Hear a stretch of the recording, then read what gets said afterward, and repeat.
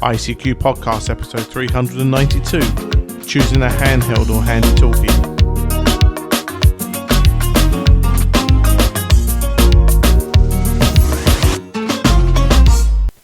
Well, hello fellow amateur radio enthusiasts, and welcome to this our 392nd episode of the ICQ Amateur Radio Podcast, supported this episode by monthly name subscription donors.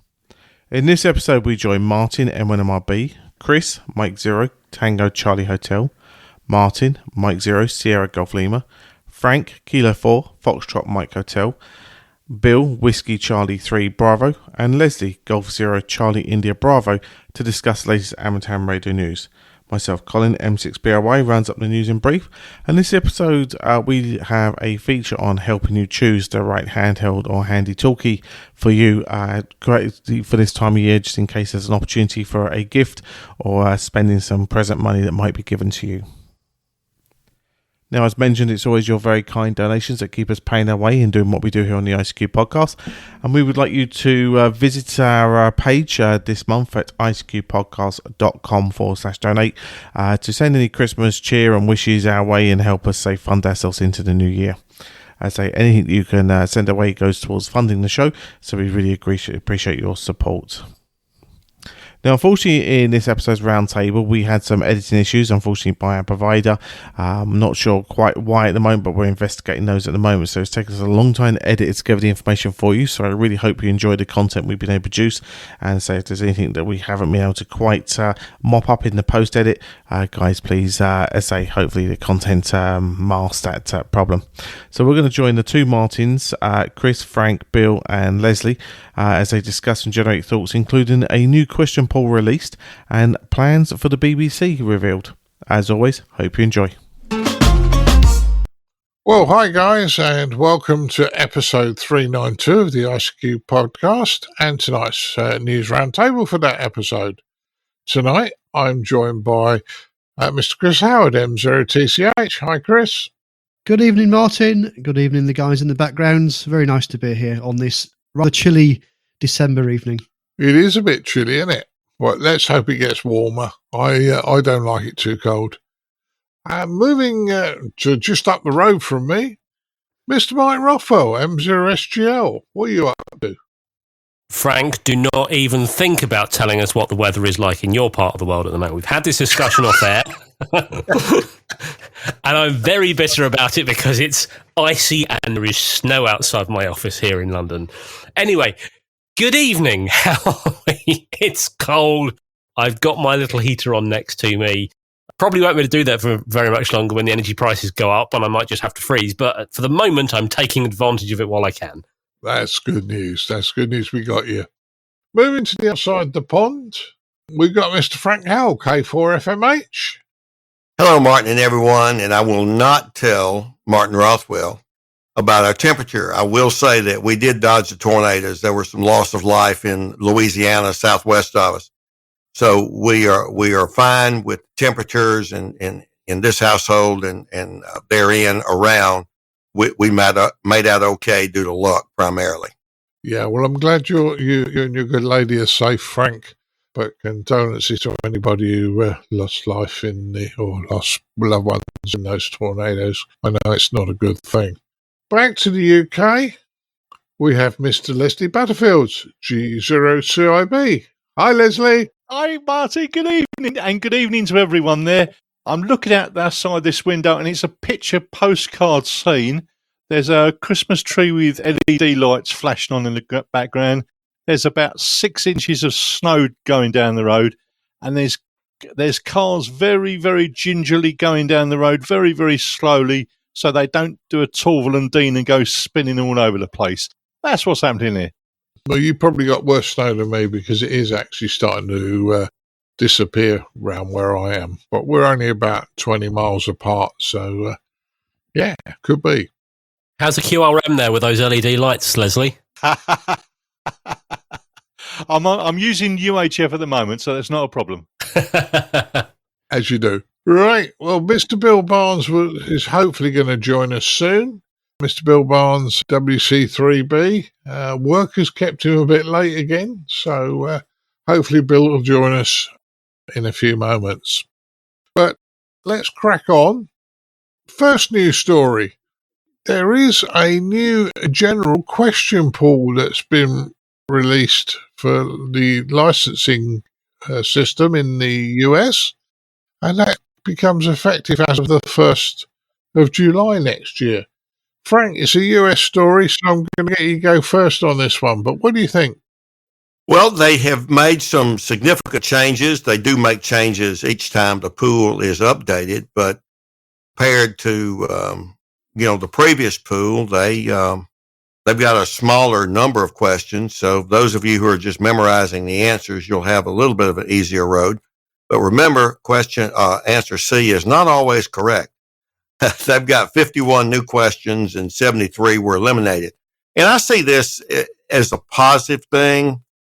We do have new things coming into the hobby that someone who gets HF privileges and the kind of things that a general class license gives you access to. They're new things, and so we sort of need to keep up with it. So I see it as a good thing, a very normal thing that the Volunteer Examiners Question Pool Committee does every few years.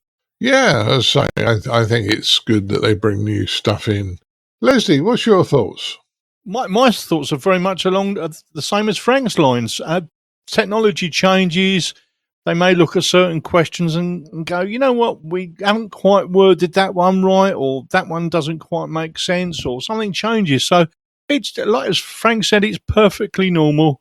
And we have the same that happens in this country every now and again. You know, the syllabus is slightly changed or modified. Perfectly normal, nothing to worry about. Yeah, yeah. Well, having done the licensing system in the States, I still say you can't learn them parrot fashion every question, because the only ones that I ever remembered were the ones that stuck out and hit me straight between the eyes, and they were completely different to the UK stuff. But there was only about half a dozen and I don't think any of them come up in the end in the exam anyway. Mine, you got any thoughts on this one? Yeah, I mean, I'd like to have a read of some of these new questions just to see the kind of questions they're asking about. I mean, it'd be interesting to see how much of this incorporates the genuine, like the new stuff and, you know, things like digital modes and things like that. I wonder if they're incorporating things like that. I've said before, I still don't particularly like the idea of the publication of the questions. I personally disagree with that. And I think, I know there's a lot of questions, but there are genuinely people with photographic memories that can remember answers and, that this question, the answer to this is this. But they have no idea why they got to that answer or how to apply what they've learned. So I personally think that's just a bad way of doing it. That's my opinion. I know there are people that will disagree with me, but, it's refreshing is always a good thing. But of course, if you do want to pass the exams in the States, we can highly recommend the books by Dan Romanchek. KB6NU, although you've probably got to spend a bit of time rewriting them now, I dare say. Do we get a discount? No, you're going to have to pay too much now. Oh. No, I think Dan will quite enjoy having to rewrite the next book. But in fairness, I wished I'd discovered Dan's books before I did mine. But that wasn't too much of a problem. I still can't believe that Edmund found one of his books at the Hamfest and was really excited. Dan's like, just call me, I'll send you one. Yeah. So there you go. But Chris, you and I have taken the US exams in the UK. They weren't that straightforward, was it? No, I mean, this is the general exam, so this is the middle of the two, equivalent of the UK intermediate, well, roughly the equivalent of the UK intermediate, so the second level up. I do know that Dan will give you a copy of the technician book on PDF for free, I believe, although Dan will correct me if I got that wrong. But yeah, if you go online, you can download a PDF of that one, or I guess you can buy the paper copy as well. But the general, almost Dan's going to be busy having to update the general book, although, out of the 400 something questions, there's only, maybe an 8 of those that have changed, maybe. So it's not going to be a massive rewrite. It's going to be an update, a tweak, isn't it, I suppose, for just to update these particular questions that have changed. But no, in terms of it, it's not a walk in the park.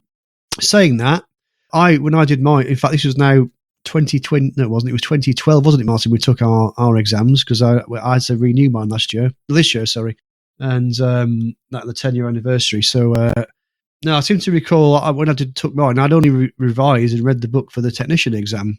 And the guy said, well, while you're here, do you want to take the general? I thought, well, might as well. There's nothing to lose. I passed the technician's exam. And just based on knowledge of what I've learned to do the UK exam, I managed to pass the general as well. And then when I tried the extra, I didn't quite make the grade.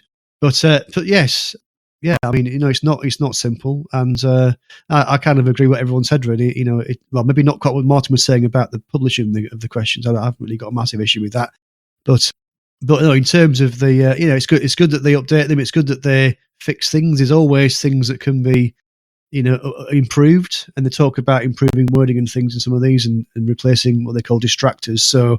They are listening to feedback and they are updating things. I'm sure they get feedback on certain questions, and they're just making sure that everything's as good as it can be, I suppose. And I'm sure they'll continue to do that. Yeah. Well, let's just say if we didn't keep updating the syllabus and staying up to date, the hobby would become somewhat more boring. Well, would become boring because we've now got lots of things we can do within our hobby. And we would never attract new members if we were just set in our ways. I know that although those that do Morse are very adamant that it should never have been dropped, in fairness, it's brought a lot of people into the hobby. And I know that the people who sell Morse keys were glad it got dropped as a mandatory requirement, because there are now more people wanting to learn Morse than there were before. So keeping the hobby live and interesting is a good thing. Right, let's move to our next one. Radio amateur Dr. Christina Collins, KD0OXT, has just earned a PhD in electrical engineering. So you guys are going to go, so what? Well, nice that the lady's got it, but she's part of an organisation called CAMSAT, which I know, Frank, you are also a member of. So maybe you can give us a bit more background to this one. Sure, and I think the question is a very good one, Martin. The rank and file ham might say, "Sure, well, I've got one. So what?" Well, not everyone has one, but nevertheless, it's not terribly unusual in a scientific enterprise. There, Christina, KD8OXT, completed her PhD in electrical engineering from Case Western Reserve in Ohio in November. She has been kind of the number 2 person in some ways of the HAM-SCI organization, which is led by Dr. Nathaniel Frissell at University of Scranton in Pennsylvania, where our colleague Bill Barnes is located. He's at a different university. So she has been on the advisory board of the HAM-SCI organization and a community moderator. The technical work that she has had a leadership role in is very, very important. The HAM-SCI group is citizen scientists along with PhD scientists to do research contributing to our understanding of radio propagation and things related to it. She's led the development of the personal propagation or personal space weather station, and that is a piece of hardware and software that is just about ready to be released. It's been under development for a year or two, so that hams and others can purchase it when it's available, place it just like a regular weather station out in their yard or garden, and it will collect data and put it back into a network, kind of like Whisper does. So we can collect data from all over that's very, very accurate. And that's been part of the standard setting. And her PhD dissertation is on the development of a low-cost instrument for distributed observations of the ionosphere. And that's the academic lingo for what I just said about the personal weather station network. I can't wait to get my hands on one. I've got a Whisper beacon that I've been running. I'm about to add a Whisper receiver. We just don't have any in Mississippi except for mine. And we need to have them there to get more granular data for studying the ionosphere. So again, I'll ring off with that. But That's why we're reporting on her completing her PhD requirement, because she's made major contributions to what is an organization that continues to publish peer-reviewed scientific research using amateur radio operators and citizens and PhD science. Frank, that sounds absolutely fascinating. Can't wait till it becomes public and we can get our hands on the work and the results and the information. Like you said, it sort of leads to a better understanding of what's occurring up there. Well, I think so, Leslie, and I think there's a lot happening in the world, and amateurs seem to be involved with a lot of it. Chris, what's your thoughts? Well, I think it's great that we've got using amateur radio as a way of learning and a way of studying what's going on. Not much else to add really from what Frank was saying, but no, I think this is an excellent example of where amateur radio and science and the sort of cutting edge of what can be done is working together. So no, I mean, obviously great congratulations to the lady that's got a PhD, but it's also great to see a real fusion between amateur radio and ongoing research. Certainly is. So, Martin, any thoughts? Probably not much more than has already been said. As I say, as Chris said, it's great to see amateur radio being used in the research as well, and anything that pushes amateur radio in a good light and can be seen to be advancing forward in I can't think of the word, but anything that amateur radio can use to move forward and progress is a good thing. Congratulations to this lady for getting her PhD. All good. Yeah, well, we congratulate her. Now, Mr. Bill Barnes, WC3B, has just joined us. Hi, Bill. Hello, Martin. Hello, everybody. Yeah, the work got you again, didn't they? But we'll have to have a word with them for you. Yeah, I got done with work, but I was, 45 minutes away at a different location, so I got caught in traffic. But yeah, this article that you sent out with Dr. Collins is really good news. In addition to the research she's doing with CAMSAT and the other things, just the stuff that she had to go through to defend her dissertation is a phenomenal accomplishment on any day of the week. And I'm very happy that she shares our hobby with us. So it's congratulations on her. And I'm very excited with her future research interest and her participation with the HAMSci. Yeah, well, let's say that's a good one. Right. Next news story. There was some interest amongst the guys before we started recording. It says, Museum of Information Explosion. Oh dear. Now I'm going to let you go first on this, Chris, because you fell for the same thing. What's this explosion stuff? I thought this is a typo when I saw the word explosion, so I'm not quite sure I understand the title. But I mean, anything that involves featuring amateur radio, they're having an amateur radio station at this museum, a little bit like we used to do on HMS Belfast, Martin. We used to operate amateur radio on board a ship, as a demonstration to the public, and I think that's a great way of promoting on for conversations about a hobby. You get people that come along that may have thought about doing it in the past, but we're scared about the Morse code element, and you can have a chat saying that's no longer required. And it's a great way of demonstrating and promoting and showcasing a hobby. So I think this is really good.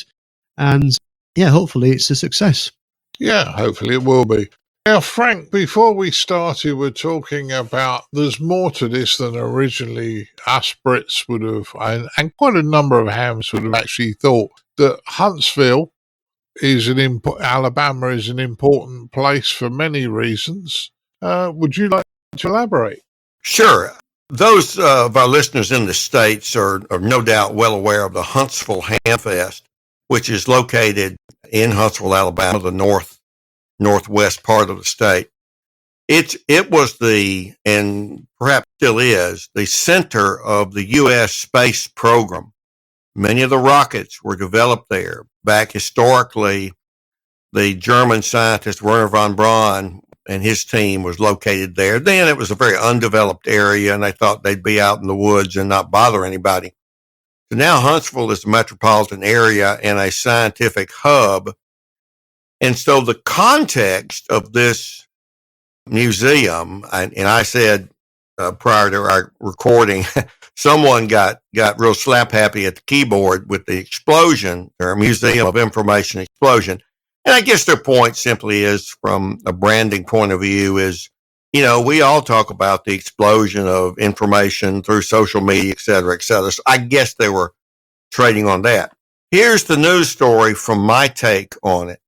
It's that amateur radio is being put in, along with computing and other technologies, in what's called Rocket City. The nickname for Huntsville is Rocket City.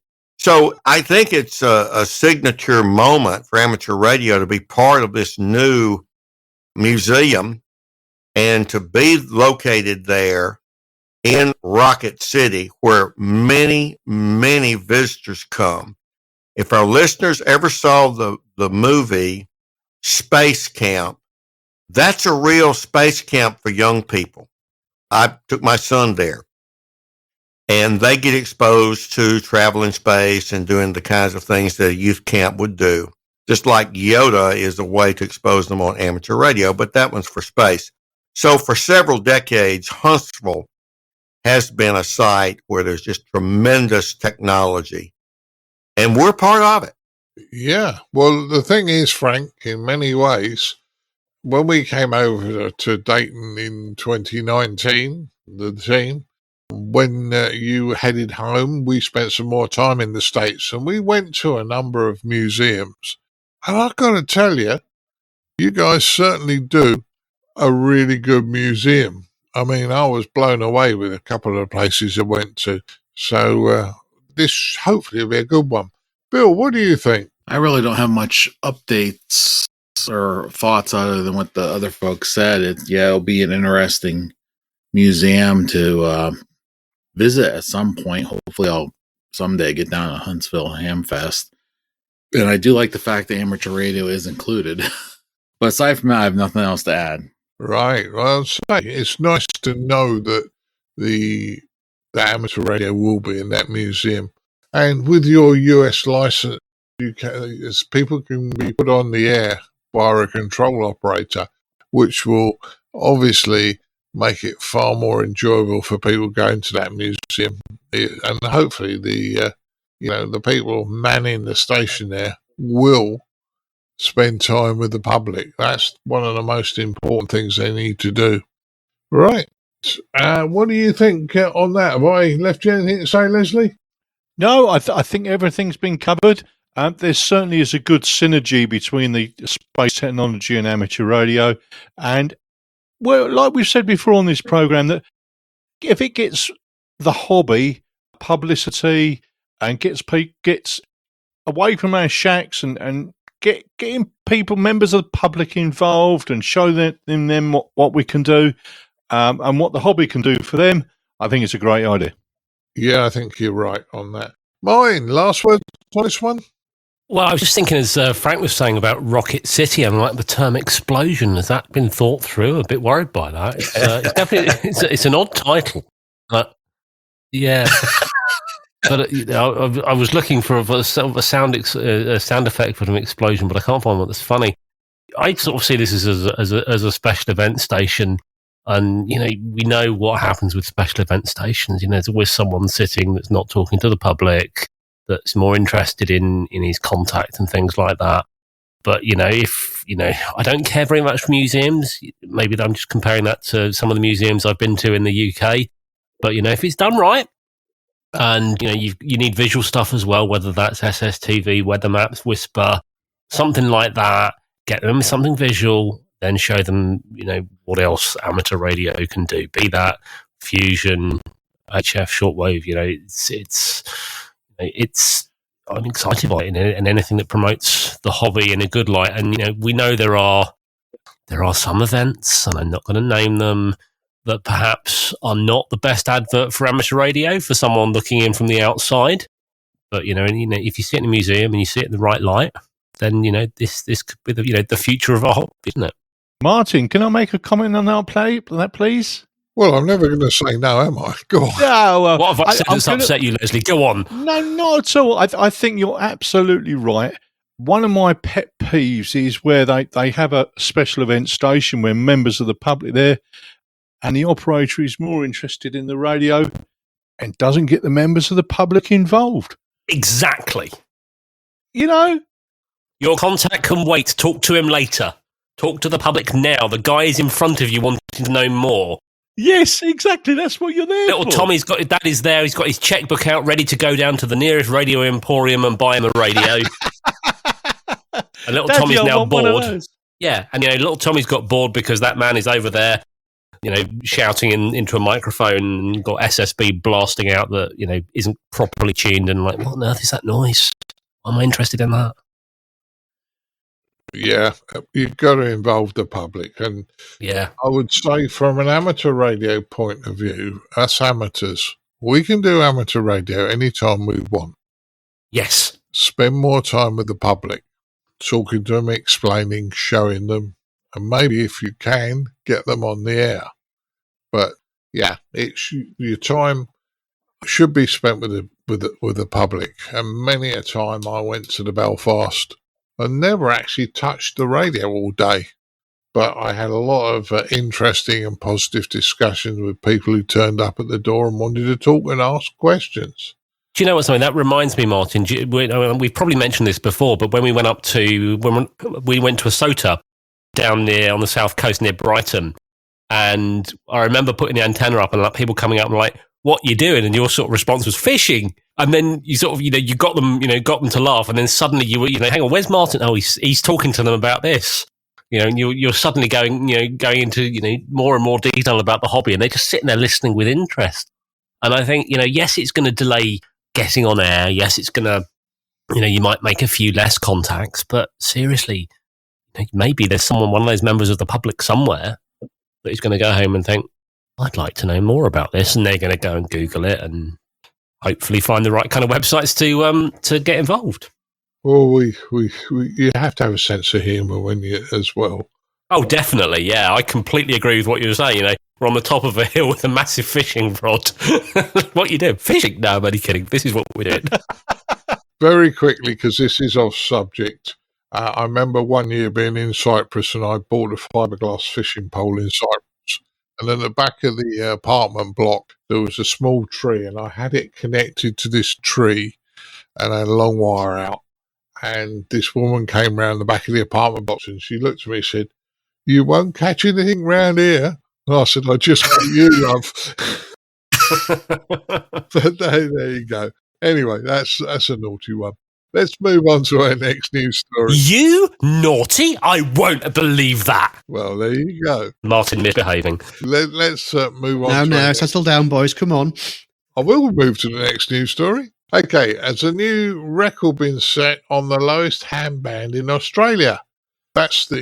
So there's been a contact between the Australia and the US, 2,200 meter band, and according to Frank, who put the note in as well, 20,205 kilometers per watt. That is something. So, Bill, you like doing all these low speed modes and that. I believe this was FT4. Would you like to go first? Yeah, actually, it's a FST4W300 mode. It's a very specialized mode for working these kind of stations on the very lowest bands. It actually has a 5-minute key down cycle, so it keys the transmitter for 5 minutes solid while it sends it. But this is like ultimate DX. You're on the 200 or 2,200 meter band, aka 136 kilohertz, and you're getting a distance of 16,000 kilometers with less than a watt. I just love this story. This is my favorite of the week, by the way, because I love the DX and I love QRP, and this was awesome. So now I got to look more into the FST4W300 mode. I saw it in WSJTX, but I never actually messed with it. Right. Well, I thought you'd like that one, Bill, because I say it's an interesting one. And, it proves that things can be done at low power. And, 200 or 2,200 meter band. I mean, the antennas will be phenomenal. Or, what I'm guessing is, if you haven't got a lot of space, you'll have a massive loading coil. But to go all that way, I would have guessed they probably have a full-size antenna up, because you wouldn't want to waste power at that sort of power level. What do you think, Leslie? Well, I've just been looking through this, Martin. The couple of things that sort of caught my eye. First of all, the band, 2,200 meters, which is very, very low indeed, and it's actually 0.8 watts EIRP. So I'm just trying to remember the conversion off the top of my head. I think that's about 0.6 watts normally, because that's they've actually done it as an isotropic radiated power. So the actual power, the real power, if you like, will be lower. I think about 0.6 watts off the top of my head. But the amount of losses in the antennas, because there's no way you're going to get an antenna anywhere near resonant, and you're talking massive coils with the included losses. I've seen VLF went to a talk on that, and they had like the coils done on large plastic dustbins. The losses were phenomenal. I've never ever worked FST 4W myself, so it's obviously something, very specialist mode.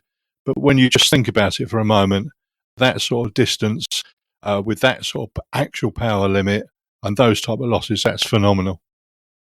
Yes, certainly is, Leslie. Certainly is on that one. So, yeah, I'll give you that one. Martin, not a sort of mode we play with, is it? No, when I first read this, I was trying to work out what was the lowest band, because 160 meters we always called the top band. So I was thinking it was going into the microwaves, and I'm like, well, what is the lowest band then? Of course, microwaves would have been even more impressive with that kind of distance. But yeah, I would love to try the 136 kilohertz. Do people ever modulate it? Has anyone actually had a voice cue on it? I don't know, but 2.2 kilometer wavelength approximately. It's impressive. I would love to see what kind of antenna they were using. Perhaps if he's in Australia, do people have bigger space in Australia? Has he got more space to set this sort of stuff up? I don't know. I do wonder, whether there are any broadcast engineers out there that might be sort of trying to duplex the signal into their own broadcast towers. I think back to the days of like the Atlantic 252 tower, and like, could you perhaps use that somehow and duplex the signal into it? But 500,000 watts compared to like the 0.8 watts or whatever, I think one of them would get squashed. But yeah, I'd love to try it. I don't have the space, and I'm afraid I don't have the skills to build the transmitter or the transverter or whatever I might need to get on there. If you can't do it with a black box, that probably rules me out. You're telling Porkis, I know you're better than that, but never mind. Chris, what's your thoughts on this one? Well, I'd not heard of this band before tonight. According to Wikipedia, there's a Wikipedia page on this. It's the lowest frequency band in the amateur radio spectrum, I guess without getting special, permission.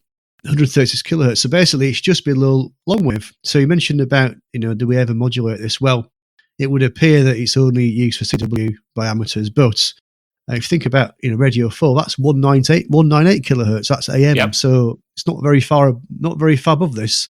But I'm just thinking of the aerial. So as Leslie was saying, a dipole would be 1.1 kilometers long, which is, and how high has it got to be off the ground to get, half a wavelength above the ground would be, I think physically impossible, unless you've got like two aircraft or something flying in parallel or something. I think virtually impossible to build that sort of aerial. So, I don't know. It'd be very, very hard to do, I would suggest. So there's going to be a compromise there. And to get that sort of low signal, that distance, is really quite phenomenal. Obviously a very specialised part of the hobby and a very specialised mode that you talked about earlier there, Bill. But yeah, interesting, it actually exists at all. It's only been, looking at the Wikipedia page, it looks like it's been not around that long for amateur use, I don't think, if I read this correctly. But yeah, very interesting that we have it, and it also ties into our next story around the BBC using it for some of their stations, but so we'll leave that one to the next story. Yeah, fine business. Well, in fairness, I have been aware of 136 kilohertz for some time, but I've never had the gear to do it. And as most people know by now, listen to the podcast, I don't do Morse, so that pretty much excludes me. Frank, what's your thoughts on this one? Well, one thing that I will just add this. I know we've got listeners who have whisper receivers or whisper beacons. I mentioned I have one. And I think, oh, geez, even if we adjust it for what Leslie has converted the IRP into at 0.6, that's 20,000 kilometers or 27,000 kilometers per watt. Even if we do that, we probably got to think, oh, what's that? I mean, I've done more than that on Whisper. And in point of fact, my current Whisper beacon's 0.2 watts. I'm hitting Eastern Australia. That's right at 70,000 kilometers per watt. But that's on 15 meters, bloke. Imagine at 136 kilohertz at just a little more power. That underscores the striking significance, in my opinion, of this contact. Yeah, certainly does, Frank. Certainly does. But I think this is a nice, feel-good story that the Australians have done this. I'm sure Mr. Durant will be upset with me for not involving him in an Australian or a German story, but it's a good one there anyway. Okay, moving to our last news story. Chris, you put this one in. Tim Davie, BBC plans for the future without broadcasting. Now, this does sound, the BBC's a broadcasting organisation. Would you like to go first? Broadcasting without RF, essentially. So Tim Davie, as you mentioned, is the Director General of the BBC, has been now for, I think, a couple of years. He did a speech at the Royal Television Society on the 7th of December. And it's quite a long speech, but this is kind of, 100 years, as we know, since the first broadcast from the BBC. And he was talking really about the future of broadcasting, the future of where things are going, the fact we've got other, I suppose they're seeing threats from other parts of the world and other companies, more commercial companies that are now using just the internet to broadcast. So he talks about the fact that they're seeing more and more of their, I suppose, customers or listeners or viewers, they're consuming their content rather than traditionally via an aerial. They're seeing more and more of those now consuming it via the internet. So either via apps and things, or streaming and that sort of thing, or downloading things. So things like BBC iPlayer, BBC Sounds, those sorts of ways of doing it. So essentially what he's saying is that he's questioning, should we still have, and he's actually promoting the fact that in the future we should move away from traditional RF type broadcasting and moving towards internet only broadcasting. Now, I don't think he's saying this is going to happen next week or even next year or two. This is a longer term view, but he's saying that it allows for more interaction with their I suppose their customers. They're able to have more sort of two-way communications. And I'm guessing, although he doesn't mention this, it's probably quite a big saving in cost, because let's face it, using RF to transmit stuff is expensive. You've got a huge engineering team. You've got all these sites around the country and around the world to support it. And moving to an internet-based solution is probably, I'm guessing, much cheaper from that perspective. So just to quote him, he says, for the BBC, internet-only distribution is an opportunity to connect more deeply with our audiences and to provide them with better services and a choice than broadcast allows. It provides significant editorial opportunities. A switch off of broadcast will and should happen over time, and we should be active in planning for it. So I'll close there and just get other people's comments. I might come back with my own comments at the end. Yeah, right.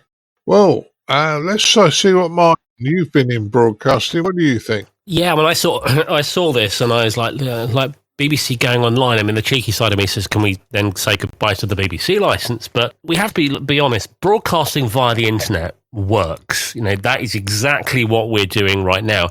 If it wasn't working, we wouldn't do this. There are companies out there making millions and millions of pounds out of doing just this. And I don't know what these companies make, but companies like Netflix, Prime, Disney Plus, they wouldn't do it if there wasn't money in it and there wasn't a platform for it. online radio stations that run via your smart speaker. There's apps like Radio Player, TuneIn and stuff, and you can listen to all of your favourite content all in one place. I've always said that the future of broadcasting is IP delivery. That will depend to some extent, longer term on the build out of the 4 and the 5G and 6, 7G, whatever networks as they come along. I do wonder if going online is perhaps, and this is only a discussion at the moment, would it be shooting themselves in the foot? I know that there are walled gardens going up, like BBC Sounds and things like this, where perhaps they are potentially preparing themselves for the possibility of putting more content online. But things do move online. Suddenly, the people that have not listened or watched online before is suddenly realizing there's a lot more choice, because the chances are they're going to be watching on some kind of device, be that a set-top box, a Fire Stick, a Google, I forget what the Google one's called. And they're going to think, well, why am I going to pay for your content or watch your contents when their content over there is free? It's, in my mind, it's inevitable, though, at some time in the future, and it won't be next year, it won't be in the next 10 years, but 50 years or more, conventional broadcast will definitely go away. I personally see the broadcast frequencies probably being used, or there might be a reshuffle, but the bandwidth occupied by broadcast is almost certainly going to be used for something like mobile comms or something like that, to get more effectively online data services to stream more content. Because, of course, if I'm listening to Radio 4, I might listen to it on 92.5 or whatever, and however many people can listen to it on 92.5. If I'm streaming it on my phone, it's just me on that part of the multiplex, isn't it? Right, that's an interesting point. Let's keep it in the UK for the minute. Leslie, what's your thought? Martin, I've been listening to interest on this one. Yes, you when other companies are going, like, you were saying about Netflix and all these other providing services via the internet. When you talk about going online, you will get boards of organisations saying, no, the internet's not going to work and that's not going to happen. And then 10 years down the line, it catches up with them and it happens in any way. And what this guy is doing is he's just flagging something up and saying, look, guys, this may happen. We have to prepare for it. And he may well be right. He may well be wrong. But my money's on it. Over to you. Yeah, well, I've got a little something extra at the end on this one, but I'll leave it to the end. Frank, what's your thought? I respect and understand and agree in many ways with what's been said before, but this is a speech given by the Director General of the BBC, Tim Davie, to the Royal Television Society. There are some arguments made that, as the two previous presenters said, they see it happening. I don't disagree with that. But I want to point out several things about it that would encourage our readers to look at the show notes and to read this.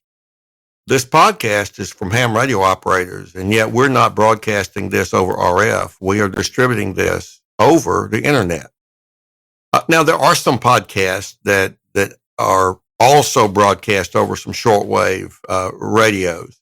WBCQ in Maine, for example, is one outlet there. So that's point number one. Point number two is that often one helps form the future by stating what the future is going to be. You often hear, you need to go left. That is the future. Well, by making a strong case for going left and others following you, you have in fact created the future. When in fact that future was not created before you led folks there. There's the famous Lemmings Over a Cliff commercial that Apple had on television to really describe IBM. Just follow IBM. No one ever got fired for buying IBM. Since then, they have been fired. There are some internal inconsistencies in Mr. Davie's talk, and I won't take him to task totally here, but he talks a lot about democracy and the role of sharing stories with democracy, influencing democracy in a positive way. And yet, if you want to be the little boy in the Dutch land to put his thumb in the dike and stop it, all we have to do is look at China and Iran today, when cutting off the local internet was a key thing. In Ukraine, our person here in the States who's gathering a lot of news fodder today, Elon Musk, shipped Starlink over there to get internet access to the Ukrainians when their local internet infrastructure was destroyed by the Russians. I'm simply pointing out that if your argument is how important democracy depends upon news and shared stories, and yet you're advocating for a mode of doing that, no matter how well it works, and no matter the fact that we're using it right now, it can be stopped much easier than can RF.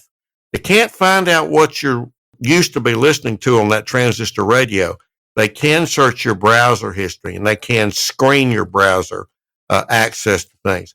I'm not saying Mr. Davies is wrong, and I'm not disagreeing with the other presenters. I'm just trying to raise some issues that the water is still murky here. I don't think it's like Moses parting the Red Sea, and this is the future that we all must go to. I'm not sure how it will work out, but I'll close again. We are following the path that he's laid out in his speech here on this podcast. Yeah, we are, Frank, and we have done all the time because this was our media of choice to produce a podcast. Some of you know, especially Mr. Rothwell's going to shout at me in a minute, but I run what is the public would refer to as an internet radio station at one point in time. It nearly killed me for the amount of work. Which is why we stop you doing it every time you say to us, "Oh, I'm going to stop." No. Yeah, I know, but yeah, it wasn't viable. But the concept was right. Maybe too early, maybe what, I don't know. But Bill, what's your thoughts on this one? It was a very thought-provoking article. I think they're being honest with themselves. They're being honest with where the market's going. I agree with the concerns that Frank said about, being blocked in certain countries. Likewise, as someone who's spent the last, I'm going on 8 or 9 years using the BBC World News as a primary source of honest news, fair, balanced / not what we get on the States. I welcome them going online more. Likewise, as far as the entertainment division, if the BBC offered a programming package that is BBC programming that I could subscribe to in the States for a reasonable fee in the $6 to $7 to $8 a month range, I actually would jump on that. Because there is a lot of stuff that's behind the wall right now, the paywall, that you have to have the pay the tax, the broadcast tax, or else you can't get it outside of England. And I know someone's going to send me an email, "Oh, Bill, just get a VPN in England." That's not the point. I want to do it legally and fairly. Now, one thing that was mentioned earlier, I believe Martin mentioned it, is that they're going to save money from broadcasting. And that's where I'm going to disagree with you. Because if they're really going to do this, they're going to have to adopt a similar model that what Netflix did, or the other big ones. But Netflix is the ones that you can actually find articles about the engineering and infrastructure as they became transition from mailing DVDs to my house to streaming. They had to pay for lots of connectivity, lots of fiber, lots of joining in the large network exchange points around the world. My local ISP has a Netflix cache. They pay my ISP to have a cache on the network so that commonly watched things are stored locally, so they're not actually going out across the internet. They're just going to my local ISP's data center and they're grabbing that. This caching network has been around for decades, because I used to use I can't remember the original name, Akame or something like that, which is the same one Microsoft used for Windows updates. so you could cache around the internet so you're not flooding the pipes around the world and tying up all the bandwidth with individual streams.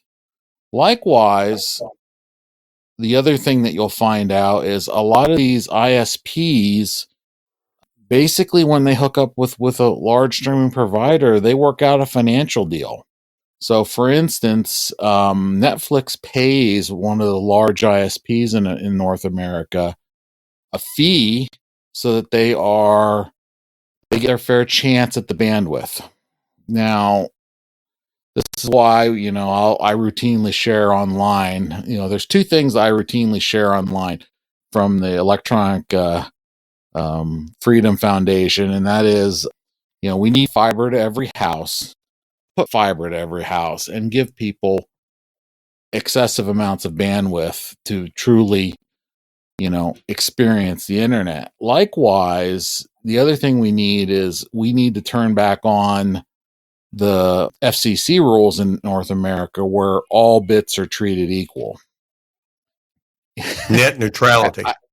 I specifically phrase it that way because when you say net neutrality, people argue, and that's not what that is. And how can you say that a teledoc doing a surgery remotely with a robot has the same priority as you watching Netflix? It's like if you read the law, that's not what it's saying.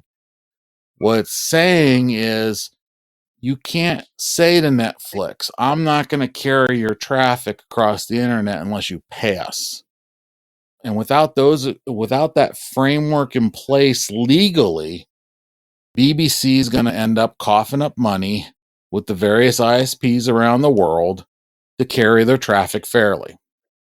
So that's why I'm optimistic about this direction, and the fact that the phrase they used in there is greater urgency means that they realize that this is the way it needs to be. We definitely have to get this going, get this online presence, and transform the BBC to be the market leader in the digital universe that we're in now, because they are right now the broadcast leader, and they just want to make sure that they're the digital leader too. And I applaud this letter. I feel that this is a smart direction. This is a good long-term investment, and it's a little bit thinking out of the box, but at the same time, when you look at the market, it's exactly where they're going to need to be, and they're going to have to spend money on infrastructure and agreements and caching around the world to pull it off. But when they do, it's going to be wonderful. Yeah. Well, I'm glad you clarified that, Bill. You're dead right. A number of presenters said that we are actually doing it by broadcasting or publishing our audio file available to everybody over the internet. However, I took a job 3 months ago. I work for a firm that makes broadcast transmitters from 30 watts up to 1.5 kilowatt. Mainly local radio stations, community radio stations, or local area stations.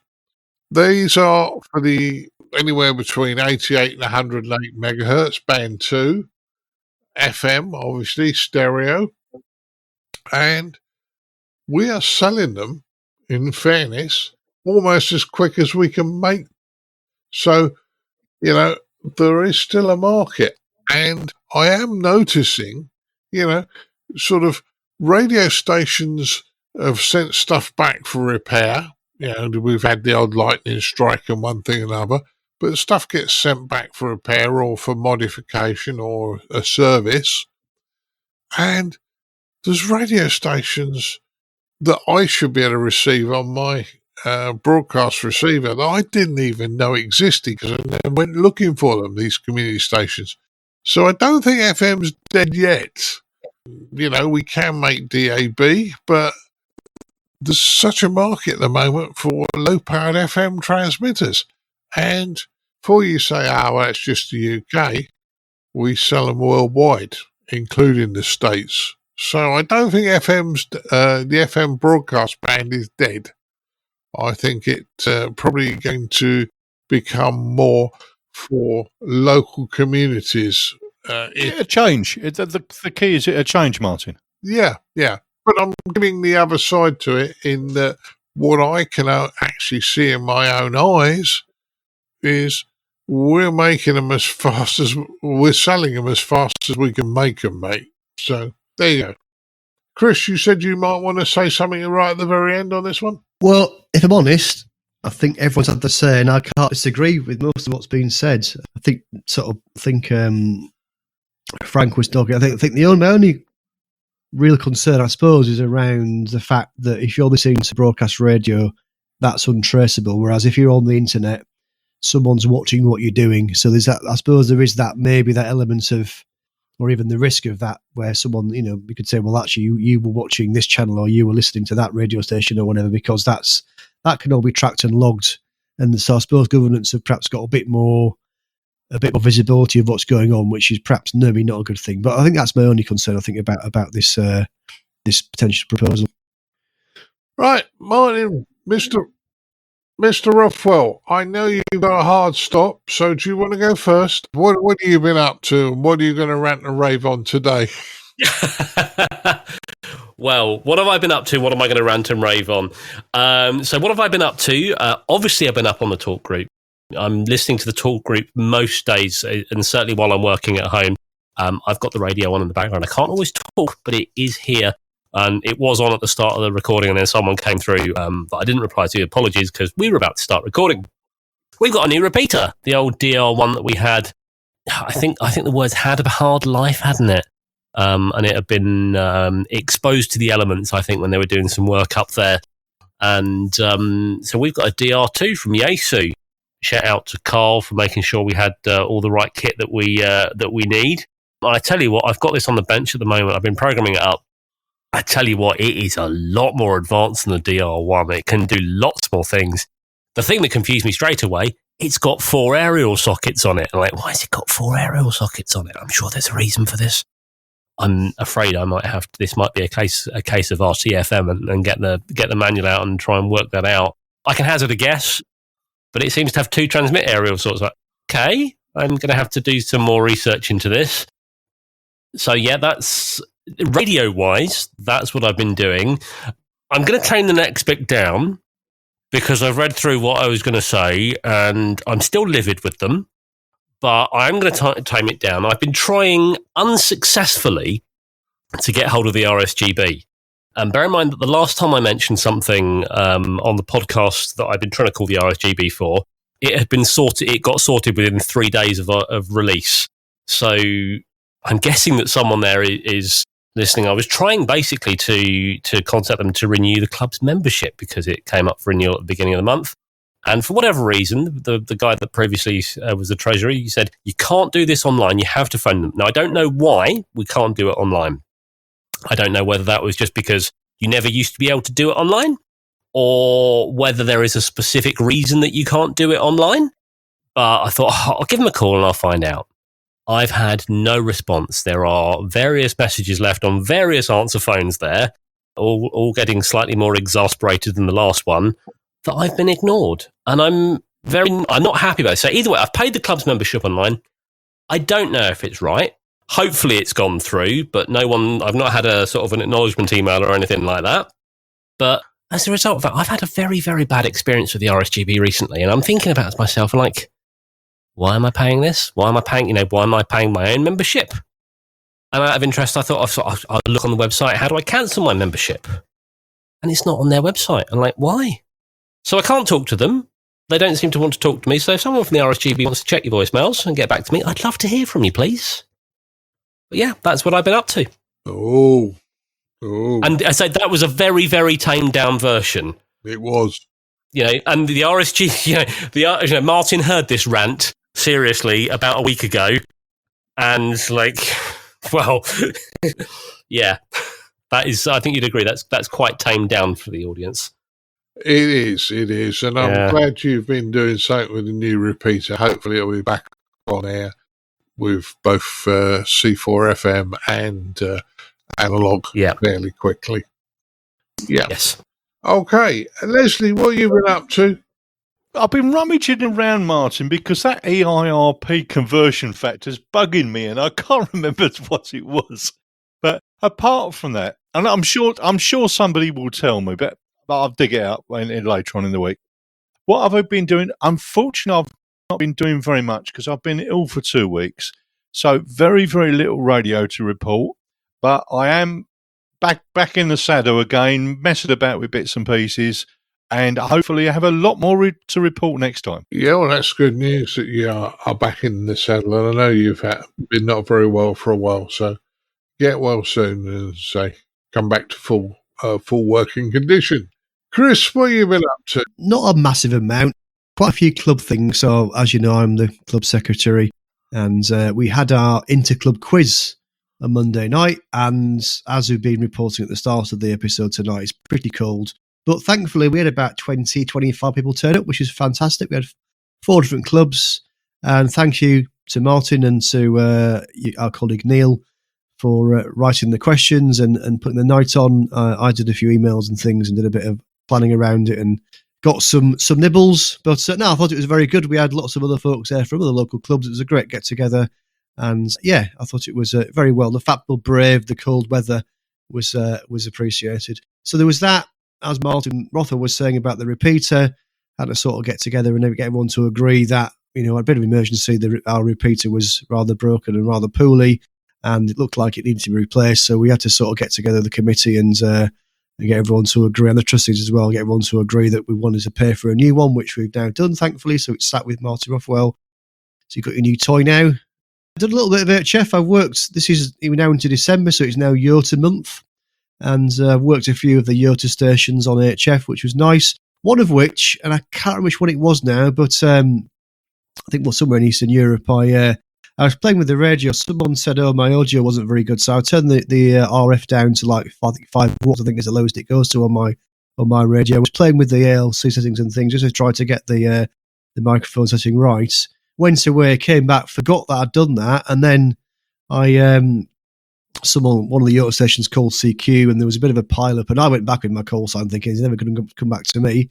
And he picked me out of the noise, and I worked. So then only afterwards I realised I was still on 5 watts. So I was quite pleased that that worked pretty well, really. So you never know. Even on 5 watts, you can break a pile-up. Well, I might have just been lucky, but so that was quite nice. But no, apart from that, a little bit on the talk. I've spoken to both Martins on the podcast, on the talk group. But I've not had that much time to spend on there, unfortunately. But I've been pretty busy with work. So, yeah, not too busy, but, keeping things going. Yeah. Well, we've all been busy, I'm sure, Chris, and no doubt. Bill, we haven't spoken to you for a long time on the podcast because work's roughed you up. But what have you been up to?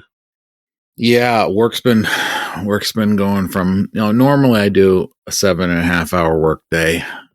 I know, don't be jealous, kids, but we've been doing 8 to 12 to 14 because we're in the middle of a large system migration, and it's been catching me, so I can't leave work on time. But right now, as the time of this recording, the solar flux index is 165. The A is 4 and the K is 2. I post this on Twitter anytime it's over 150, surfs up. And I do mean this, folks, seriously. Anytime the solar flux is over 150 and there's no high A or high K values, turn the radio on, call CQ. 15's been open, 12's been open, 10's been open. 6 meters had a little activity that I missed over the weekend because I was doing some other stuff. Seriously, surf's up, get on the bands, call CQ, have a Q, so it's going to be awesome. Speaking of awesome, I had the most bizarre experience in November. So I got an email from Flex. Trade in your old Flex, get a new Flex. Now, I've had this 6300 now 3 or 4 years, and I love this radio. So I replied and I said, what would be the trade-in value on a new one? And I got a reply from the sales folks. Andy took care of me. And I said, and he said in the email, oh, we also do, non-flex trade-ins through, main trading company. If you have anything else you want to clean out of the shack. So I sent one item. I got a really good price on it. So I ended up doing what I call extreme shack cleaning. I basically went through every box, every cupboard, every little nook and cranny. I've been hiding stuff. And I sent off model numbers and serial numbers back and forth for over a week. And I basically traded in everything that was worth more than $100. I kept mailing boxes down to Paris, Texas. The UPS guy was like, are you shipping out Christmas stuff already? No, just doing some trade in. So when everything was all said and done, I have purchased a brand new Flex 6600. I pause for dramatic because it's an obscenely expensive radio. It is. Because, obscene. And if you knew how much I got for these trade-ins and how much I traded in and how many boxes I sent to Texas, your mind would be blown, because most folks would be like, you should have took that to a ham fest, or you should have put it on eBay. No, man, this was easy. Model number, serial number, condition. They gave you an estimate. You shipped it down there. They confirmed the estimate. Or, I had one item that they made an adjustment on. It was adjustment for the better, by the way. And so when all that stuff added together, I was able to afford a 6600 for less than I would have paid outright for a 6400. So I'm just saying that just to share that idea with other folks. If you have a lot of old, not really older, but if you have a lot of HF radios hanging around, like I had a bunch of ICOM sitting here and a Kenwood and some other stuff, and I just shipped it all out, double boxed it, shipped it all out, and traded in towards the 6600, and it worked out. So needless to say, as soon as I got off work, I've been on the bands like crazy, because new radio, got to make sure things work out. New features, trying to learn how to use the different things on it, like as multiple receivers, diversity of receive kind of stuff, trying to figure that out, trying to figure out how to, listen on one band while talking on another band or transmit on another band. So I've been doing a lot of experimentation with the 6600. And this radio is the first radio I've had that's 100 watts that receives signals, as well as my Elecraft KX3. Because that was one thing I did with the 6300, is sometimes I would actually listen on the KX3 and transmit on the Flex, because I needed the 100 watts to work the DX station. Which, headphones, you can do anything, right?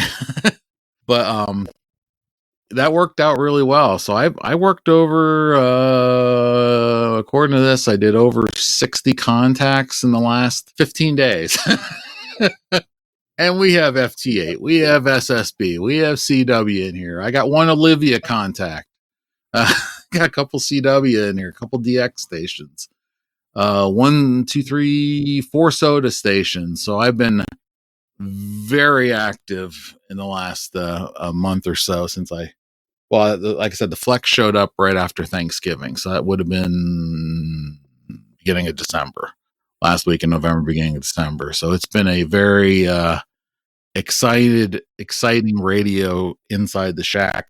Well, that sounds like you've been having a lot of fun there, Bill. So just great. Frank, sorry I left you alone, but what have you been up to? Oh, I've been keeping fairly busy. Real proud of Bill's entrepreneurship, and that sounds like a very good trading activities. We tend to have a lot of stuff hanging around our shacks. When okay, I'll keep this. I don't want to get rid of it. And main trading is good to work with. I traded in a Kenwood TS 940 on a TS 590 SG a couple of years ago, and I was really surprised at how little cash I needed to put with it. So good on you, Bill. Well, one thing, I completed a technical report for Radio Amateurs of Canada. They had a survey they conducted in 2022 this year on rack defined issues on call signs. They've got some of the issues that many other nations have about how you allocate call signs, and people want shorter call signs and special version call signs, and there's scarce resources. So how do you allocate those?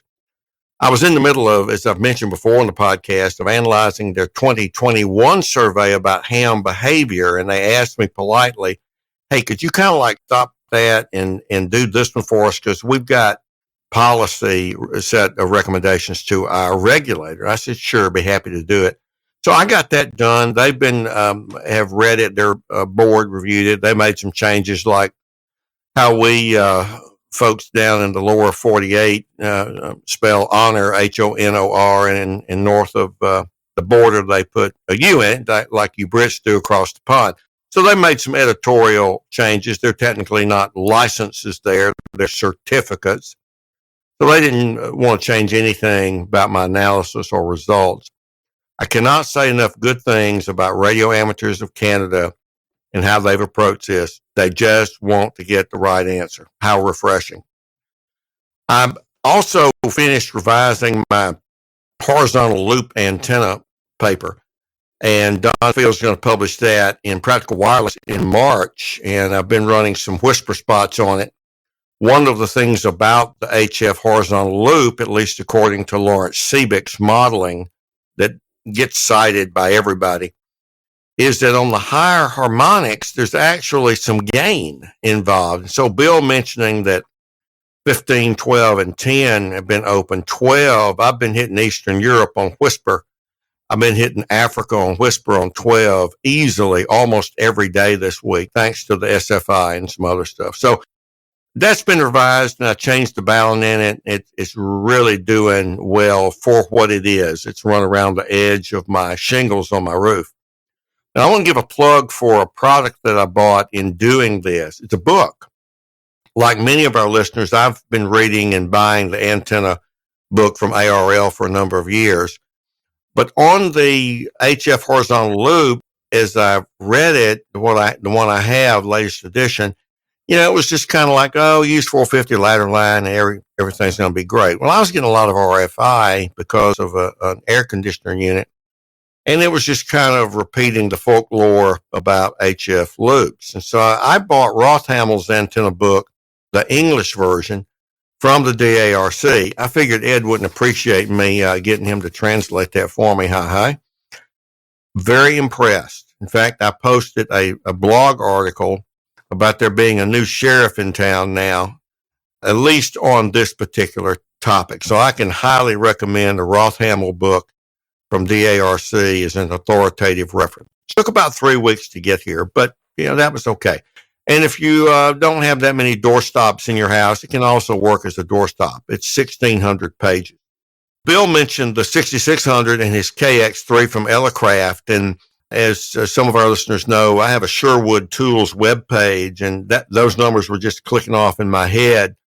The receiver on the KX3 is one of the best that Rob Sherwood has measured, and when I put all of his 9 measures into one index, it stays up there as overall an excellent receiver, as does that 6600. So there you go. Rich Moseson is going to publish an article about my Sherwood Tools webpage in the January issue of CQ magazine. So by the time I'm on here next, that should be out. Bill's been doing a major reorg, and I'm on a much smaller scale. I've been doing some reorganization of databases on my computing systems to make accessing them more convenient. I've been slinging about 36 terabytes of data and things around from one NAS box to another, playing Rubik's Cube on disk storage, but getting things more streamlined. And what I hope to have is the ability to search inside of all of my historic magazines and articles using keyword in context. When was the first time SDR was used, for instance, in which magazine? And that'll help give me a better timeline of events in amateur radio if I'm wanting to do a paper or do something, a blog post or something about looking at change over time. So I'm close to having that done. And finally, I'm helping a member of my portable op team Clay Quarterman, HC5Z. He spent the last 25 years in Ukraine as a missionary. Was not able to operate ham radio there. He was a little afraid of maybe being labeled a spy or something and just didn't want to chance it. So he's been licensed but out of amateur radio. Well, he bought a new house, he and his wife, and he happens to have 4 pine trees, very mature, that are at least 75 feet tall, and they're about 100 feet apart in a square configuration. So I'm using the method that I outlined in my Practical Wireless paper, using a Rig Expert stick analyzer with Bluetooth, and we're hoisting that up to the bare wire up at the height that it will be permanently installed, and doing the RF sweep and getting those figures before determining the best Ballon-Wind ratio. I will get my antenna analyzer back while he orders the Ballon. I won't leave it out in the rain that long, but then we should have that in the air the next time I'm on the podcast, and I hope to be able to give a report on how that works. I'm a little envious being in an HOA because I think this loop is going to do him quite well. So Martin and others, I was glad to help a friend and colleague out with designing and building an antenna and putting it up in his new house. And he does not have an HOA where he is moving. Frank? Yes. Frank, can I just interject? Can I just interject for the moment? You bet. We were talking about a story earlier on with the Australian one, and we said it was 0.8 watts EIRP. Yeah. I've been scrabbling around trying to find a calculation, and it's actually just under half a watt. Wow, that even makes it, that even makes it even more impressive. And that truly is a magnificent contact at that frequency. Yeah. I was scrabbling around trying to find the equation, and I knew it somewhere. That I'm just, where is it? I just thought I'd pop in on that one. Leslie, I don't know if you noticed, but in our online document, I put the revised number in Leslie Butterfield watt. My head's not perfect. You know, the figures get a bit scrambled now and again. Well, as you can hear, guys, we have fun on this one. So, Frank, you've been busy and sounds good. Well, I haven't done as much as you guys. You did do the trade-in thing back in early summer and replaced, got rid of some of the older kit I wasn't using and replaced it with some newer kit. So that was quite good. And some of the items I got more money than I thought I was going to get for them. And the other thing is, once the dealer's bought them, you haven't got somebody knocking on your door saying, I'm not happy with that radio you sold me, or whatever. It's gone. It's not your problem anymore. So you might not get the top dollar, but you haven't got to fight somebody for it. So good call, Bill. Yeah, Chris mentioned we had a club quiz. That was great fun, and really enjoyed that the other night.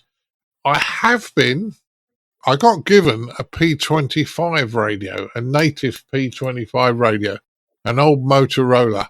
And yeah, if I threw it at you, you'd know about it. It's like a brick. But it works very, very well, and I'm more than happy with it.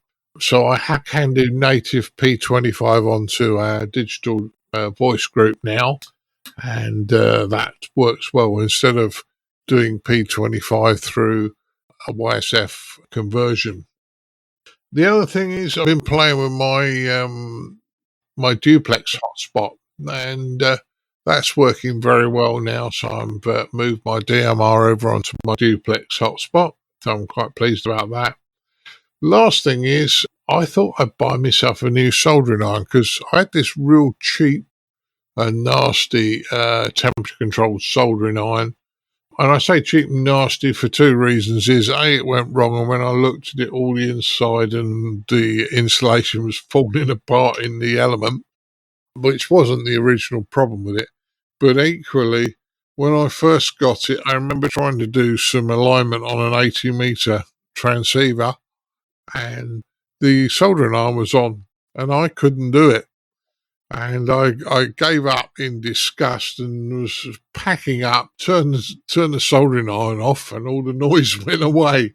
So, that was a pretty nasty little soldering iron. Anyway, so I looked at the soldering iron I got at work, and I thought, this is really nice. I wouldn't mind having one of these. And then I started costing it up. And the whole soldering iron came to nearly £500. It's about between £450 and £500 for a soldering iron. And I went, oh, no, it's a nice Weller, temperature controlled, all the bits and pieces. And yes, it's quality, and yes, it will last forever. But £500 for a soldering iron? Nah. So I have bought myself another soldering iron, which is actually a Weller. Ouch. But it's not quite as super duper as that one. And apart from that, not been doing much else. So that's what I've been up to, guys. And did I get an ouch from you, Leslie, on the soldering iron price? Yes, you did. Yeah. I looked at it and I thought, yeah, it's great. But I wouldn't spend that money on it, in fairness. And it's the only one in the company, and one of the developers had it before he moved on to other things, and I rescued it and thought, I left this one on my bench. And yeah, I'm quite pleased with it. Right. All is left for me to do now is thank you guys for joining me and keeping me company this evening. I'd like to thank Mr. Chris Howard M0TC8. Well, thank you, Martin, and thank you, guys. It's been another fun episode. Yes, great. Martin Rothwell M0SGL has left us. He was on a tight stop, so don't worry, guys. I'll get him next week. We'll wind him up a bit more on something else. I'd like to thank Mr. Frank Howell, K4FMH. Thank you for inviting me, and always a great time with these folks. Yeah, it was a good one tonight again. I'd like to thank Mr. Bill Vance, WC3B. Yes, thank you for the invite. I appreciate it as well, and thank you for being patient while I was driving late home from work. It happens, Bill. It happens, and there's nothing you can do about it, I know. And last but not least, and they didn't wind you up over your good evenings tonight, Leslie, so you got away with that one. But Mr. Leslie Butterfields, G0CIB. Thanks for having me on, Martin. It's cheered me up a lot, and seriously, I'm getting better. I will be fine as rain next time. I need to update my antivirus on Norton. That's what it is. Yeah, you look after yourself, and we'll catch you soon. Okay, guys. Yeah, I'm going to say 73 to you all, and we'll continue with the podcast. 73, guys. 73. 73, and good evening, Leslie. Could not help himself, could he? Could not help himself. Good night. Keep your amateur ham radio podcast advert free by donating less than a length of coax. Visit www.icqpodcast.com/donate now. For all the news, links and information, visit www.icqpodcast.com. Well, everybody, it's time for the news in brief. Me, Colin M6BLY. We start off with very important news here of matching our amateur radio hobby with the magic of Christmas, and some of the amateur radio clubs that will be working hard to bring the magic of Santa to our little listeners and potential operators in our midst. So the Wallingford Amateur Radio Group in Connecticut, they've already done some work connecting Santa and Mrs. Claus via amateur radio, and they brought that magic together. They also had fire trucks, colouring books, crayons and allergy safe snacks for everybody involved in the event that they ran last weekend. Well as that event, there's also opportunities to get involved in their net, their 3916 net, which is hosting a Santa net. We'll put the frequency etc. on our webpage, but nightly people can get involved with contacting Santa Claus, and I'm sure that's for kids young and old, from 7 p.m. Central Time through to Christmas Eve. Shortwave Net welcomes amateur radio in that area as well, so bringing everybody together there nicely as well. We're also being advised that the Big Bend Amateur Radio Club are covering the area of West Texas, and they're based in Alpine, and they're going to be having their Santa Net as well, locally on their 2-meter repeater as well. So again, lots of ways of getting involved with the amateur radio hobby and Christmas, and more importantly, getting the kids there an opportunity to let Santa know and say what needs to be done for the special day. Now, in the UK, the RSGB Exams and Syllabus Review Group have announced the appointment of John Hislop, Golf 7, Oscar Hotel Oscar, to the group. John is a retired physics teacher and has been licensed since 92, and during his career he taught the novice and foundation license to many youngsters from after school clubs and helping them set up radio stations at the school. So he's a STEM ambassador, and he now reaches out to sessions on youth clubs in the Ramsgate in Kent area, and the youngsters who have joined him after your presentation. So congratulations, John, on your appointment, and all the success in your endeavours there. Now, you may remember back in November, the Chinese space station received the satellite CAS-10, and good news now that this satellite is due for deployment the day of our release on the 18th of December. So I say that'll be an opportunity for you to work a very interesting satellite there that's being tied in with the Chinese space program. As always, we'll put all the news and information you need on that on the ICQ podcast webpage, so you can check out all the information you require. Right, now we head over to our features episode, and this episode's feature is discussing what you need to do when buying a Handie Talkie or a handheld. So as always, hope you enjoy.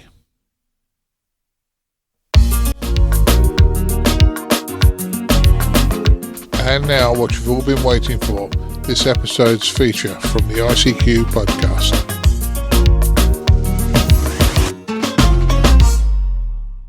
Hi guys, for this feature I wanted to talk about choosing a handheld radio, which we call it in the UK, or a Handie Talkie as often referred to in the States. Now, when you go to buy one, there are so many on the market, so many various bits and pieces. How do you choose the right one for you? Well, there's no right or wrong answer here, quite honestly. The answer is whatever's right for you. So once you've worked out what's good for you, buy it. Don't worry about whether other people say, that's not the right radio to buy. You've made your decision. And if you've followed a few simple ideas, I'm sure you'll be very, very happy with it.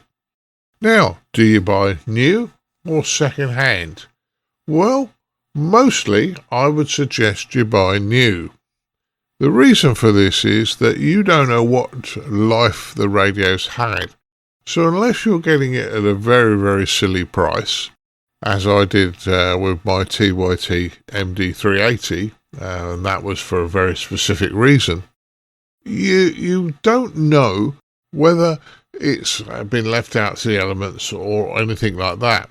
And it's one of the major reasons why a lot of the dealers won't buy second-hand Handie Talkies back in, because they can have taken a very, very hard life. Now, trust me, you can make a really rough-looking Handie Talkie look very, very good with a few cleaning up methods that I know of. And certainly the trade use these to make things look absolutely pristine.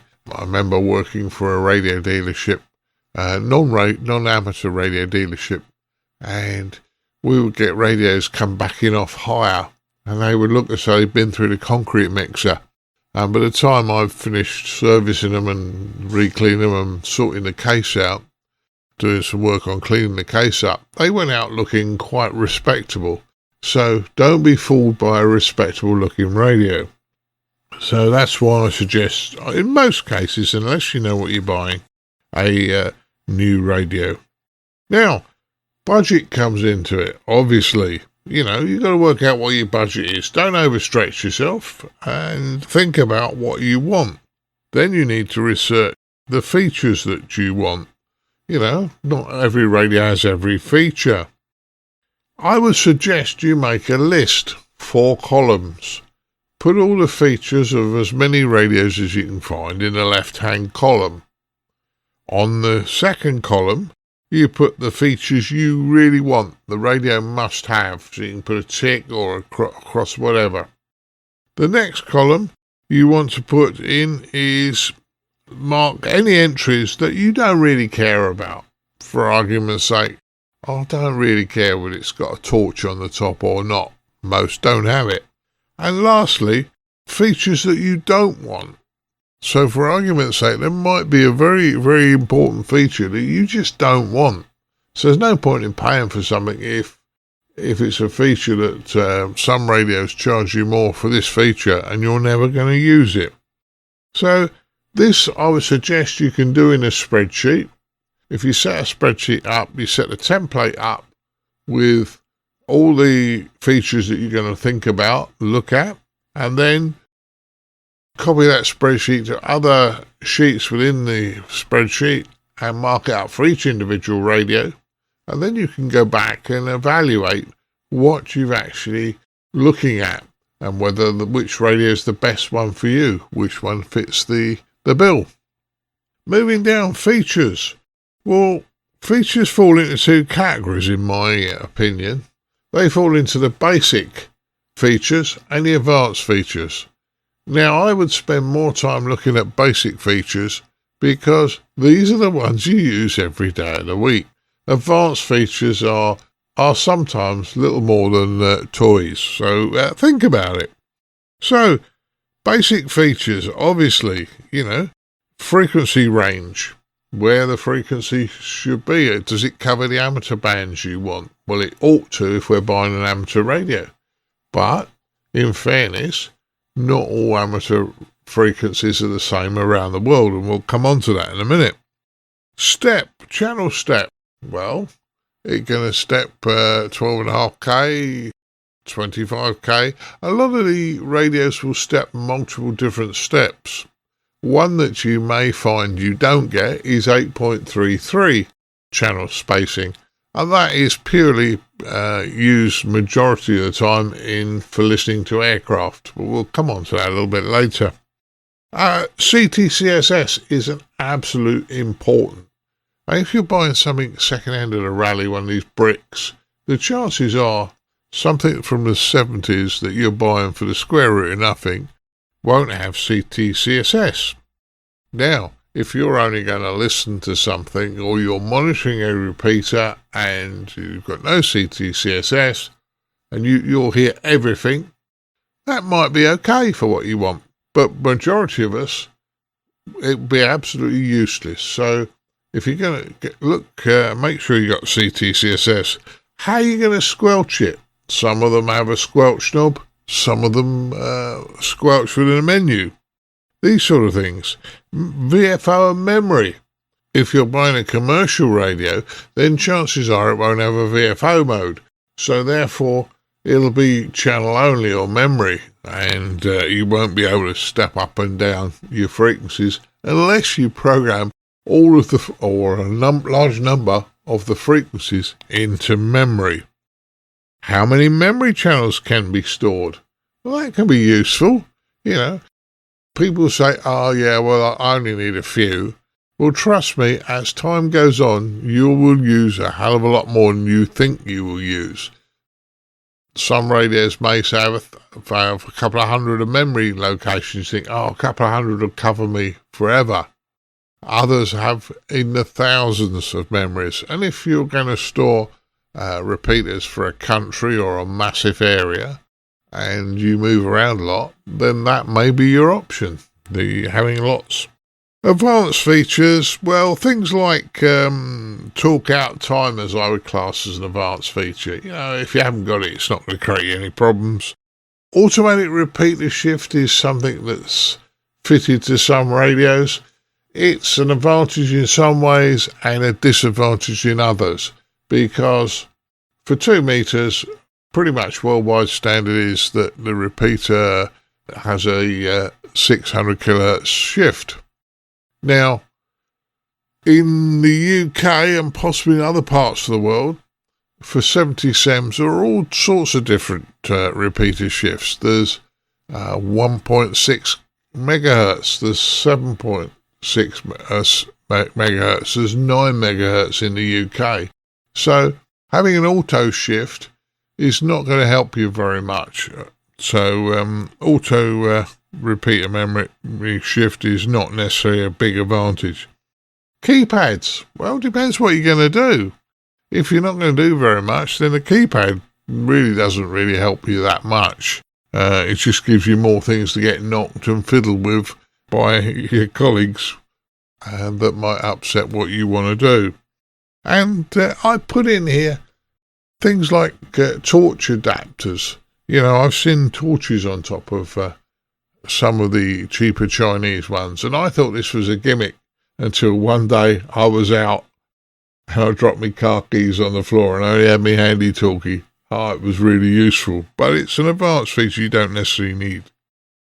Features which are not much use to us really, but people still put them in radios, and you may find them, is DCS tones. Amateurs don't tend to use DCS tones.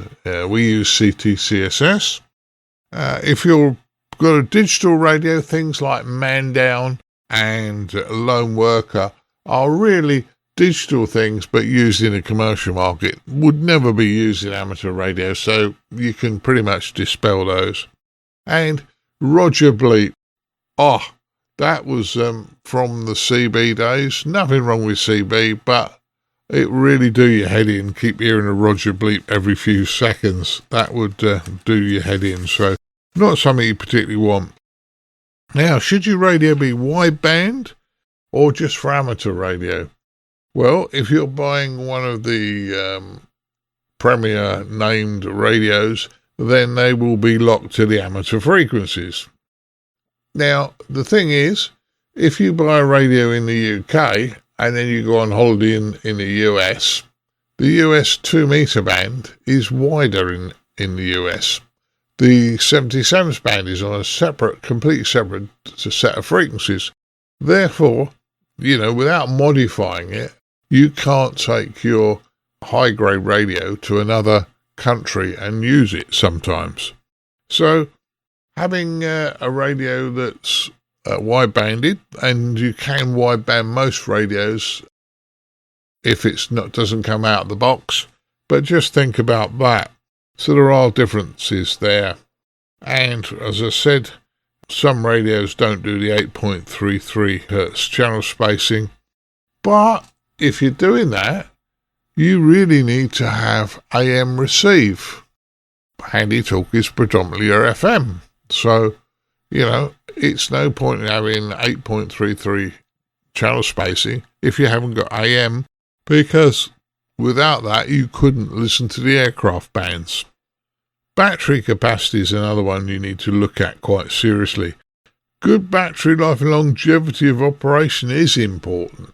You know, we don't want to go out, switch our Handie Talkie on, and 2 hours later it be dead.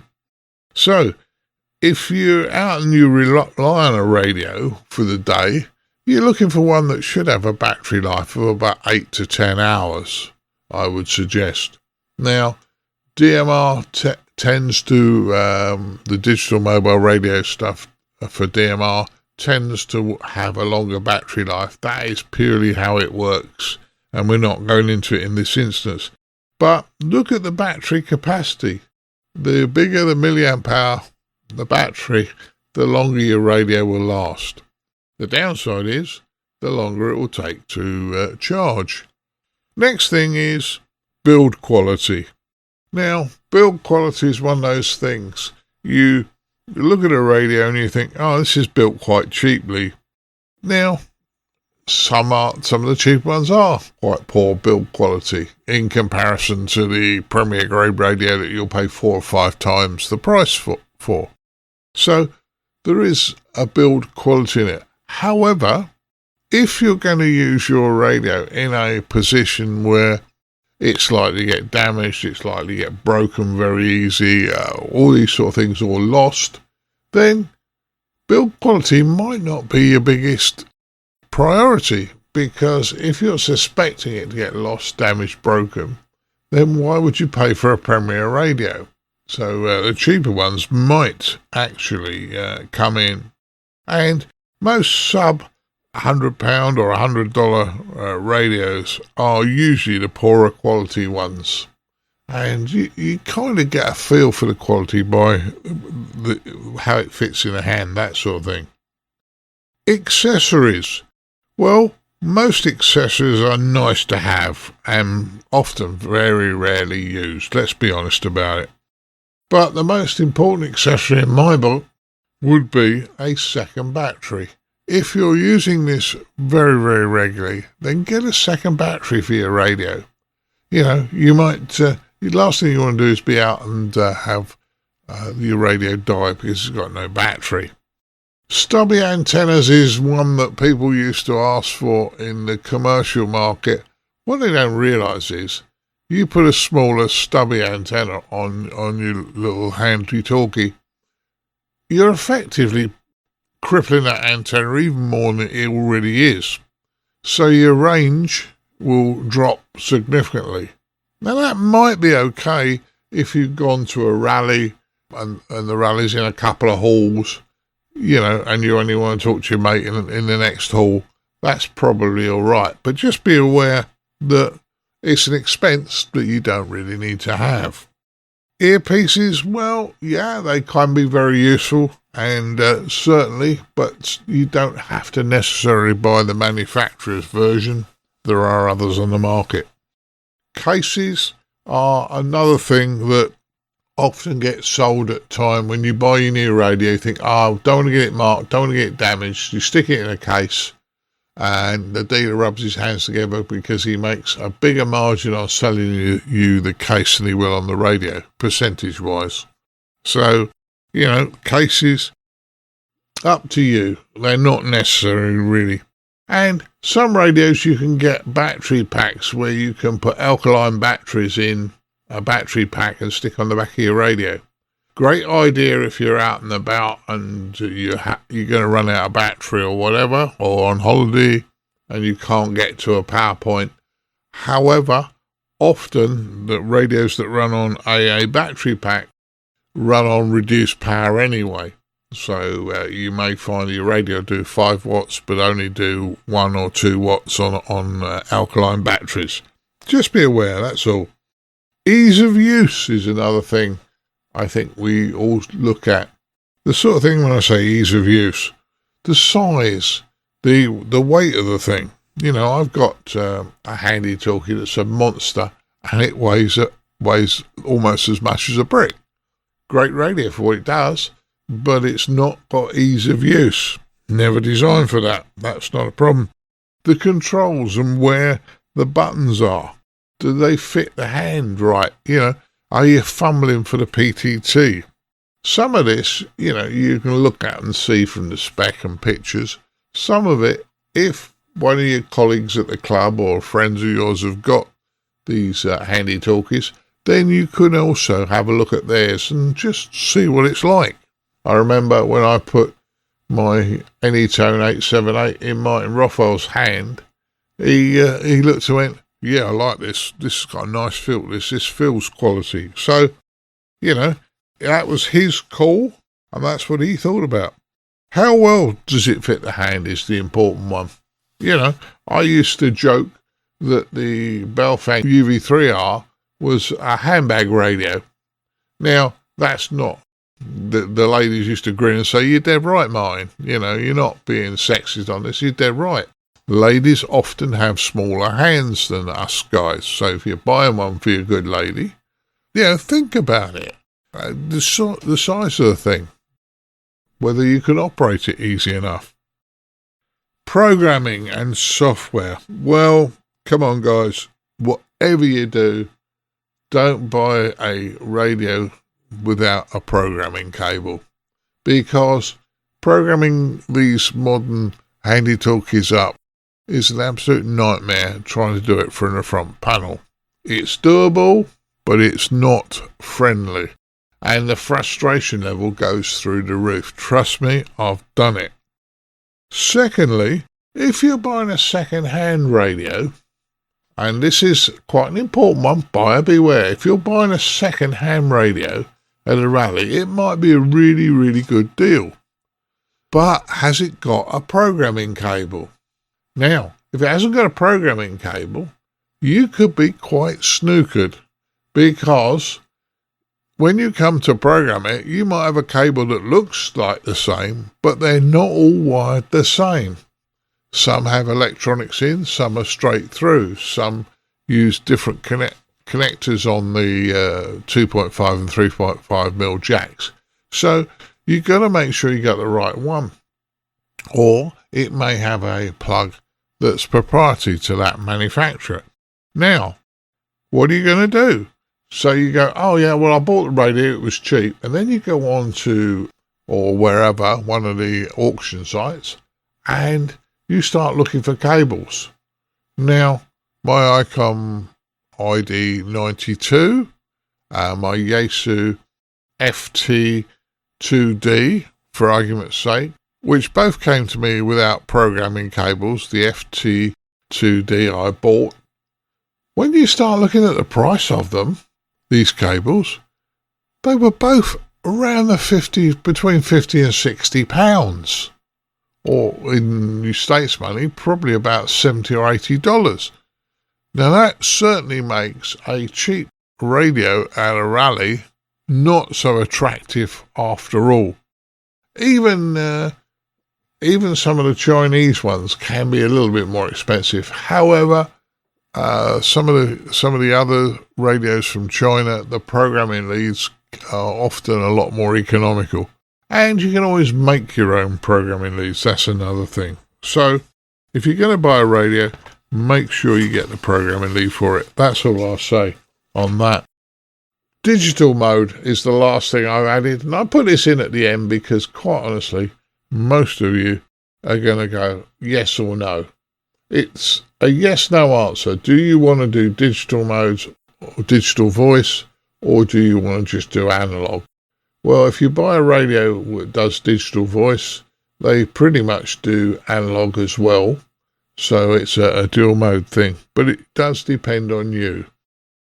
If you do decide to buy a digital radio, then you've pretty much got to look at what repeaters are in your area, because it's no good buying a digital radio for, say, one mode when there's no repeaters in your area to use it on. So the next thing you may have to do is buy yourself a hotspot to use your digital radio, which once again is an expense if you haven't already got one. And hotspots can cost as much or even more than some radios. So if you're going a digital route, make sure you understand the cost analysis of going forward in that mode. Nothing wrong with it. Thoroughly enjoy it myself, but there is a premium cost to it. And last but not least, let's have a look at the conclusions. Well, I've tried to give you some cost-benefit analysis and explaining. Once you've got the spreadsheet I suggested, or your list I suggested earlier, then you can look through and see which radio fits your budget and your operating needs much, much easier, because it'll all be down in front of you. You've made your list, you've worked it out, and once you've done that, buy your radio and enjoy yourself. I hope this was of use. Well, everybody, I really hope our features episode has whetted your appetite to either how to spend your year-end Christmas seasonal gift money, or say maybe even just to treat yourself to something radio-related if what's under the Christmas tree wasn't quite what you were hoping for. And there is nothing like a new handheld. What I always love about a new handheld, or when someone finds a great bargain at a rally, etc., is it's that lovely size that everyone can have a good coo around and give you a little nudge and say, actually, Dad, well done. You've done really well there. And talking about that, I always think that kudos to you because that little digital handheld that you picked up at UK Handfest, I think you got that for an absolute bargain. In fairness, Colin, yes, that handheld I did buy it near was very, very good value. Even when I took it down to Yaesu, the guy, Carl at Yaesu, went, "Oh, you got that for a good price?" I went, "Yeah." But as I mentioned in the feature, buyer beware.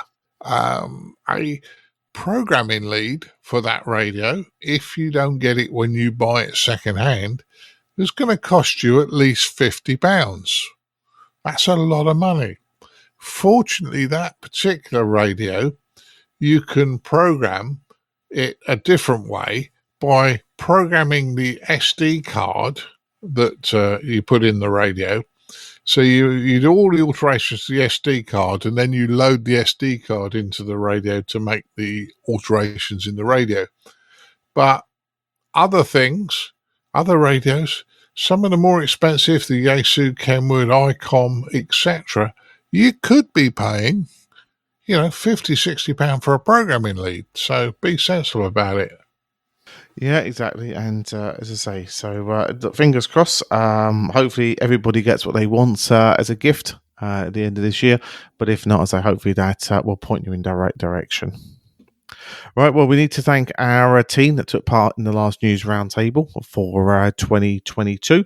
So that's Chris, Mike 0, Tango Charlie Hotel, Martin, Mike 0, Sierra Golf Lima, Frank, Kilo 4, Foxtrot Mike Hotel, Bill, Whiskey Charlie 3 Bravo, and Leslie, Golf 0 Charlie India Bravo. And thanks a lot, guys, for taking part in the news roundtable with us.